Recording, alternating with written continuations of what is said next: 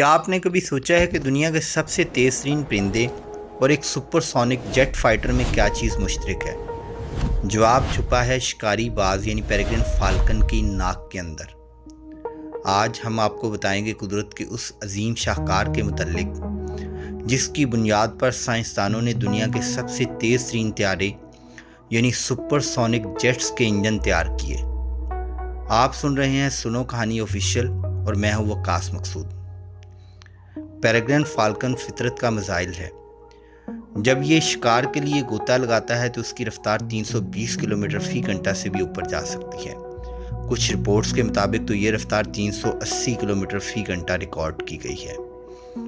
ऐसी तेज़ रफ्तारी पर हवा का दबाव जानलेवा बन सकता है। आपने देखा होगा जब कोई शख्स सिर्फ 100 किलोमीटर फी घंटा की रफ्तार से गाड़ी में सर बाहर निकालता है तो सांस लेना मुश्किल हो जाता है। अब सोचें कि फाल्कन इससे 3 गुना ज़्यादा रफ्तार पर प्रवास कर रहा है। कुदरत ने फाल्कन को एक हैरानकुन डिज़ाइन दिया है। शिकारी बाज के नथने के अंदर एक छोटा सा मखलूती ढांचा होता है जो तेज़ हवा को तोड़कर अंदर जाने से पहले आहिस्ता कर देता है। ये बज़ाहिर मामूली सी चीज़ असल में ज़िंदगी बचाने वाली है। अगर ये ना हो तो शिकारी बाज सांस ही ना ले पाए और शिकार करने की बजाय खुद ही फ़ज़ा में ख़त्म हो जाए। अब चलते हैं 20वीं सदी की तरफ। जब साइंसदानों ने जेट इंजन्स तैयार करना शुरू किए तो उन्हें भी वही मसला पेश आया। तेज़ रफ्तार पर हवा इंजन में दाखिल होकर ख़तरनाक दबाव पैदा करती थी। अगर ये दबाव कंट्रोल ना हो तो इंजन रुक सकता था या फट सकता था। यहाँ कुदरत ने फिर रास्ता दिखाया। पेरेग्रिन फाल्कन यानी शिकारी बाज के नथनों में मौजूद ये मखलूती ढांचे देखकर इंजीनियर्स ने जेट इंजन के एयर एंटीक में भी कोन नुमा डिज़ाइन शामिल किया। इन कोन्स को शाक कोन्स या स्पाइक्स कहा जाता था। दुनिया का सबसे तेज़ त्यारा SR-71 ब्लैकबर्ड इन्हीं कोन्स के साथ बनाया गया था।